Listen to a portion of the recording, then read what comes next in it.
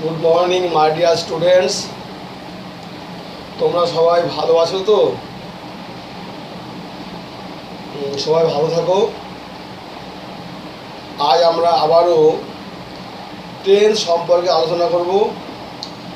আমরা এর আগে গত 2 দিনে প্রেজেন্ট টেন্সের 3টি বিভাগ সম্পর্কে আলোচনা করেছি: present indefinite tense, present continuous tense এবং প্রেজেন্ট পারফেক্ট টেন্স। আজ আমরা প্রেজেন্ট টেন্সের 4র্থ বিভাগ অর্থাৎ প্রেজেন্ট পারফেক্ট কন্টিনিউয়াস টেন্স সম্পর্কে আলোচনা করব। তবে তার আগে আবারও আমি আগের বিষয়গুলি সম্পর্কে খানিকটা আলোচনা করব। যারা নতুন দেখছো তাদের একটি ভালো আইডিয়া হবে।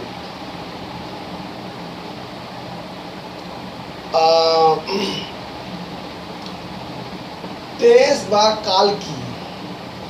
কোনো কাজ অর্থাৎ ভার্ব বা ক্রিয়া যে সময়ে করা হয় সেই যে সময়, সেই সময়টাকে বলা হয় টেন্স বা কাল।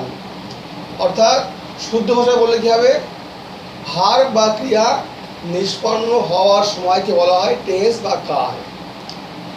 এখন এই টেন্স বা কাল শেখার আগে আমাদের কিন্তু কয়েকটি বিষয় ভালোভাবে জানতে হয়, খুব দরকার হয় যেগুলি টেন্স শেখার সময়। যেমন ভার্ব কাকে বলে, সাবজেক্ট কাকে বলে, অবজেক্ট কাকে বলে, এরকম কয়েকটি বিষয়। এবং ভার্ব কাকে বলা হয়? যে ওয়ার্ড দ্বারা কোনো কিছু করা, হওয়া বা থাকা বোঝায়, করা, হওয়া, থাকা, তাকে বলা হয় ভার্ব বা ক্রিয়াপদ। যেমন যাওয়া অর্থাৎ গো, খেলা, এগুলি হলো সব ভার্ব বা ক্রিয়াপদ। এছাড়া হওয়া অর্থে বি, থাকা অর্থে হ্যাভ, এই সবই কিন্তু ভার্ব বা ক্রিয়াপদ।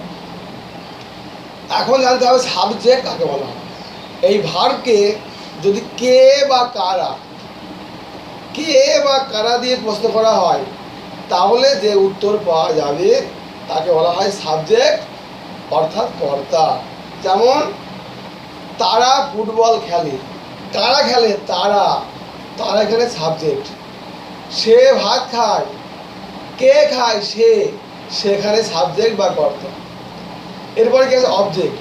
এই ভার্বকে যদি কি কিংবা কাকে অর্থাৎ কি বা কাহাকে দেওয়া প্রশ্ন করলে যে উত্তর পাওয়া যায় তাহাকে বলা হয় অবজেক্ট বা কর্মপদ। যেমন আমি বই পড়ি, কি পড়ি? বই পড়ি। বই এখানে অবজেক্ট বা কর্ম। তাহলে আমরা কি জানলাম? ভার্ব, সাবজেক্ট এবং অবজেক্ট জানলাম। এরপরে কি আছে? নাম্বার ও পার্সন। পার্সন অর্থাৎ পুরুষ, পার্সনকে বাংলায় বলা হয় পুরুষ, এখানে বলা হবে পুরুষ। যদিও অন্য ক্ষেত্রে পার্সন মানে ব্যক্তি হয়, কিন্তু গ্রামারে এখানে হবে পার্সন মানে পুরুষ। এই যে আমি, আমরা, তুমি, তোমরা, সে, তিনি, তারা, এগুলিকে বলা হয় পার্সন বা পুরুষ। আমি, আমরা ফার্স্ট পার্সন, তুমি, তোমরা সেকেন্ড পার্সন, সে, তিনি, তারা হলো থার্ড পার্সন। এর আবার এক বচন এবং বহু বচনের বিভাগ রয়েছে, অর্থাৎ সিঙ্গুলার নাম্বার এবং প্লুরাল নাম্বার। আমি, তুমি ও সে, আমি, তুমি ও সে কিংবা ইহা, এটি হলো সিঙ্গুলার ভার্ব অর্থাৎ এক বচনের রূপ। আমরা, তোমরা, তাহারা, এটা হলো বহু বচন অর্থাৎ প্লুরাল ফর্ম। এখন এইগুলির মধ্যে থার্ড পারসন সিঙ্গুলার নাম্বার কোনগুলি?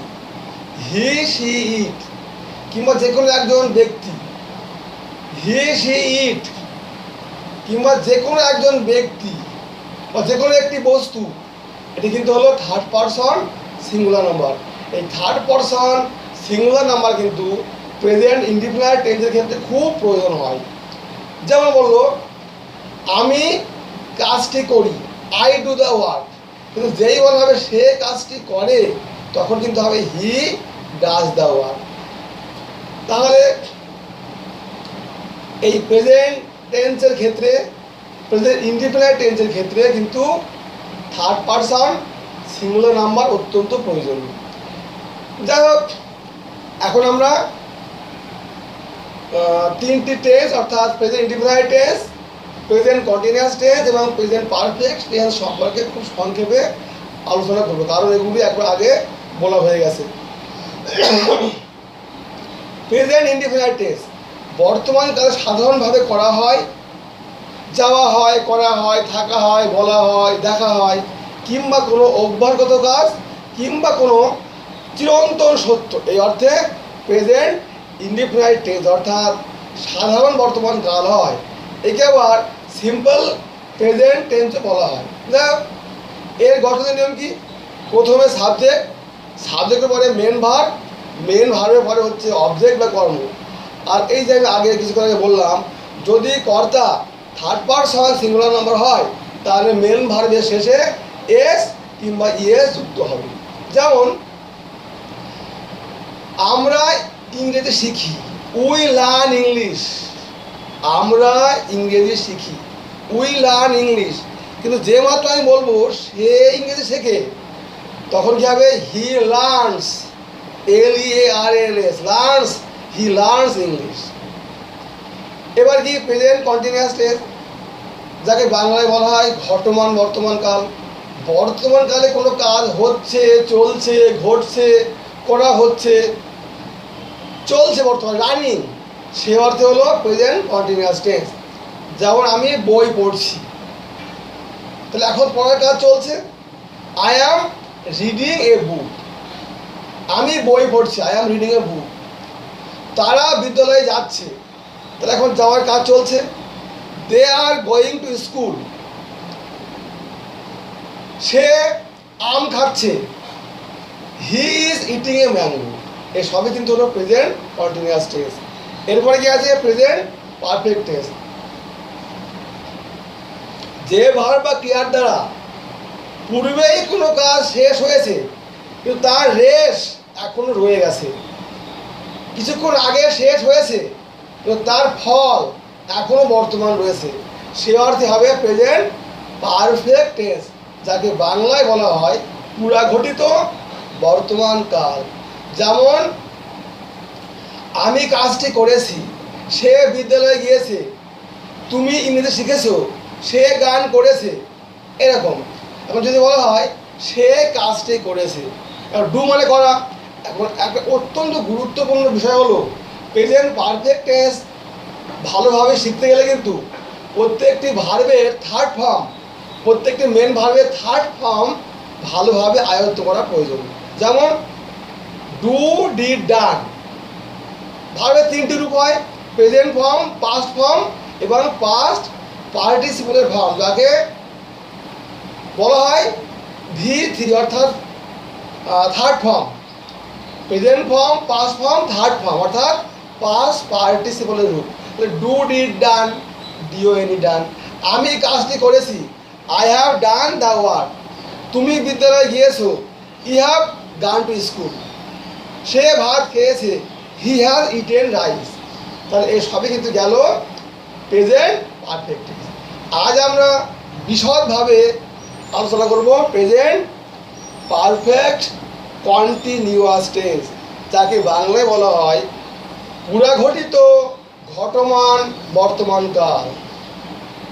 প্রথমে বলবো প্রেজেন্ট পারফেক্ট কন্টিনিউয়াস টেন্স কাকে বলা হয়? যে ভার্ব বা ক্রিয়ার দ্বারা অতীতকালে কোনো কাজ শুরু হয়ে এখনো চলছে এবং ভবিষ্যতেও চলতে পারে, এইরূপ বোঝায়। অতীতকালে শুরু হয়েছে, এখনো চলছে, ভবিষ্যতেও চলতে পারে, এইরূপ বোঝায়। সেই ভার্ব বা ক্রিয়ার কালকে বলা হয় প্রেজেন্ট পারফেক্ট কন্টিনিউয়াস টেন্স অর্থাৎ পুরাঘটিত ঘটমান বর্তমান কাল। যেমন আমরা 50 বছর ধরে এই গ্রামে বাস করছি,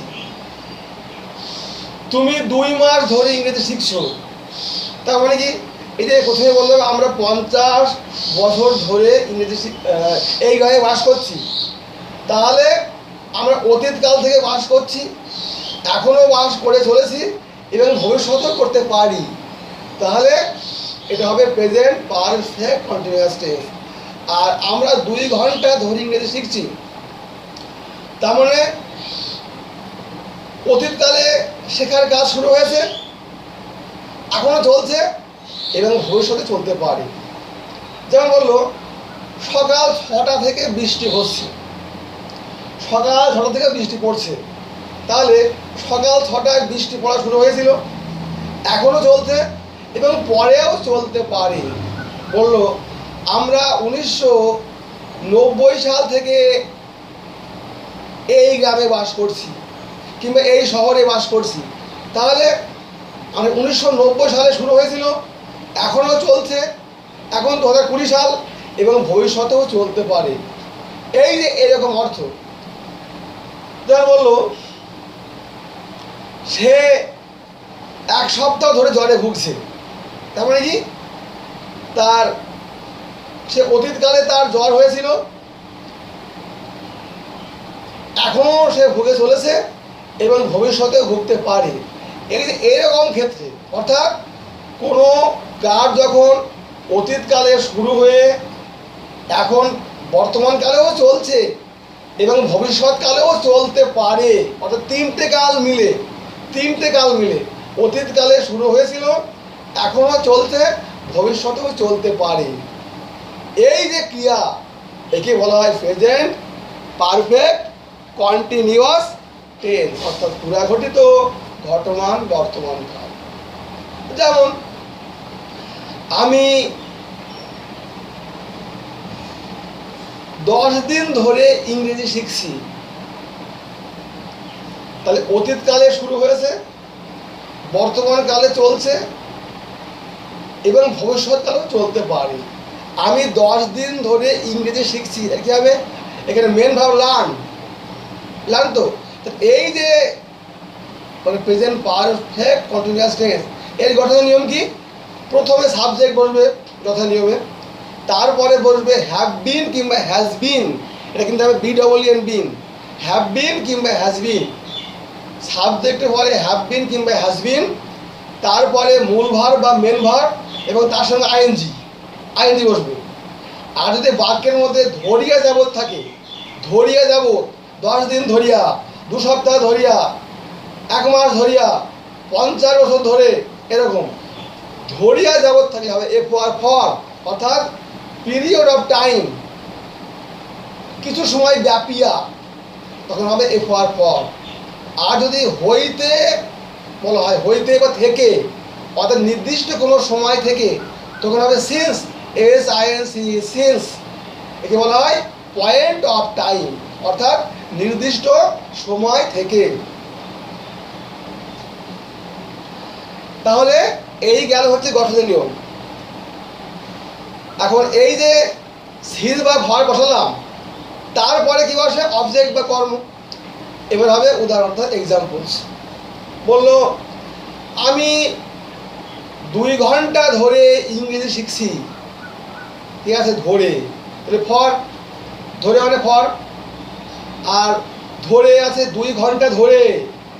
যখন কোনো বাক্যের মধ্যে হইতে থেকে চেয়ে ধরিয়া যাব এবং সময় উল্লেখ থাকবে, অতীতকালে শুরু হয়ে বর্তমানে চলছে, ভবিষ্যতেও চলতে পারে, সেখানে কিন্তু সেই বাক্যটি হবে নিশ্চিত প্রেজেন্ট পারফেক্ট কন্টিনিউয়াস টেন্স, অর্থাৎ পুরাঘটিত ঘটমান বর্তমান কাল।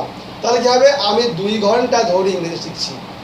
I have been learning English for 2 hours. I have been learning English for 2 hours. এরপরে বললো আমি সকাল 7টা হইতে ইংরেজি শিখছি, হইতে আছে সিন্স, সিন্স।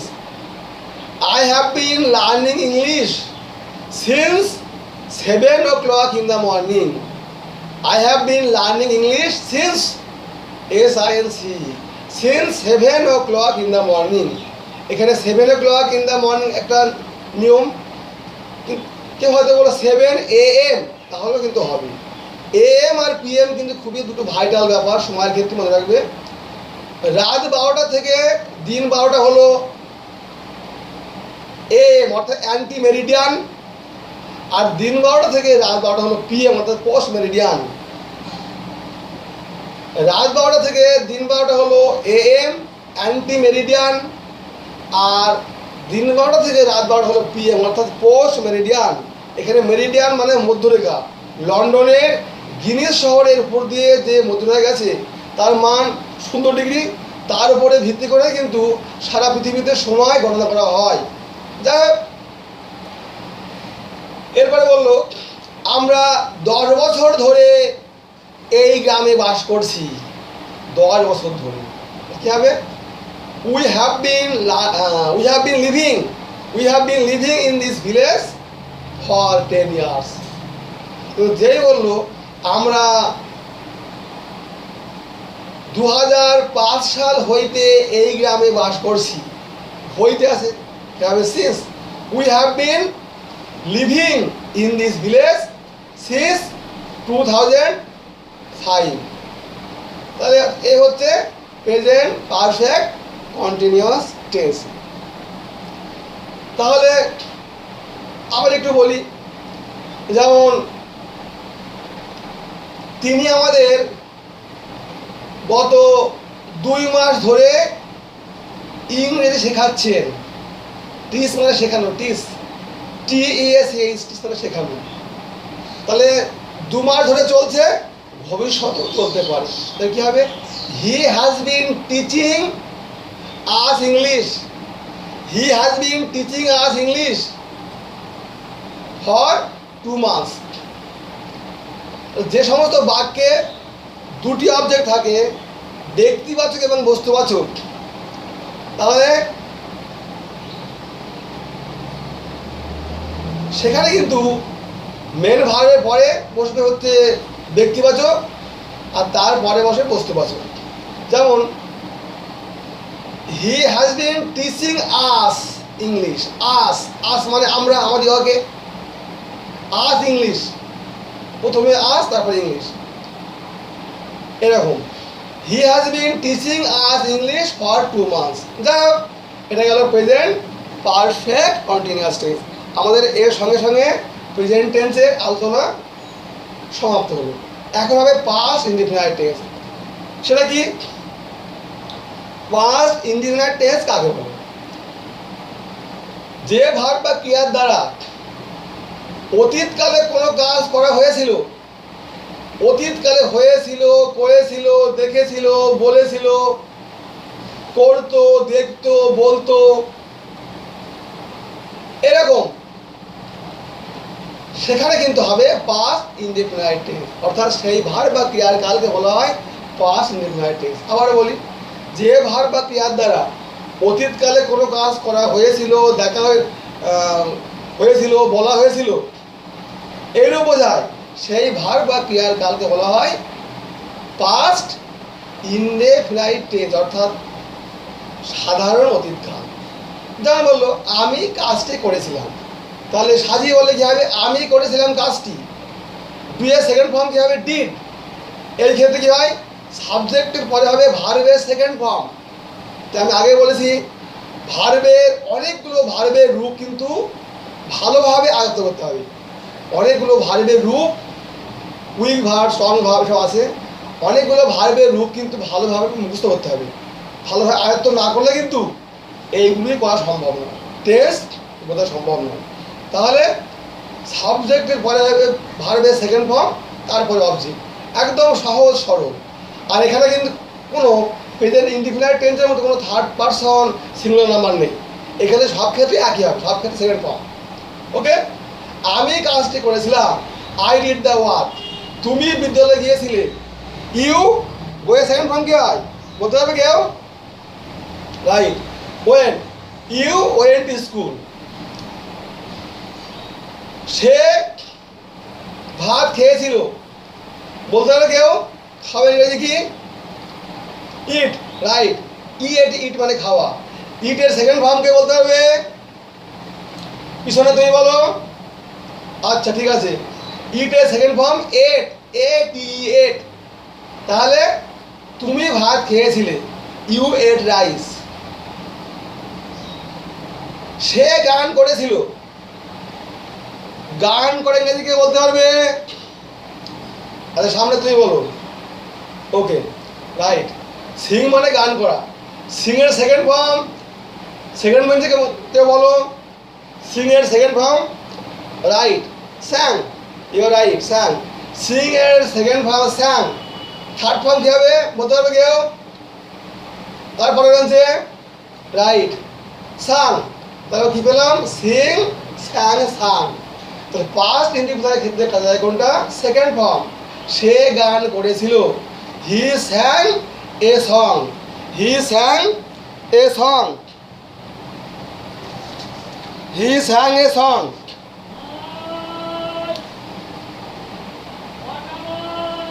বললো তারা খেলায় জয়লাভ করেছিল, অর্থাৎ জেতা। তার ইংরেজি কি হবে বলতে পারবে কেউ? Right win. উইন মানে জেতা বা জয়লাভ করা। উইনের সেকেন্ড ফর্ম কি হবে বলতে পারবে কেউ? ফার্স্ট বেঞ্চে বলো। ওকে উইনের সেকেন্ড ফর্ম হবে ওয়ান। উচ্চারণটা কিন্তু হবে, বানানটা হবে WON। Win one one. যদি আমরা সবাই বলি ওন, উচ্চারণ ওন, ওটা হবে one. Win one one. Win one one. Win one one বা ওয়ান ওয়ান। ছেলেরা খেলায় জয়লাভ করেছিল। Boys won the game. উত্তরটা কিন্তু হবে ওয়ান, ওন নয়। Boys one the game. তা এ হলো পাস্ট ইনডেফিনাইট টেন্স। এছাড়া হয়তো বললো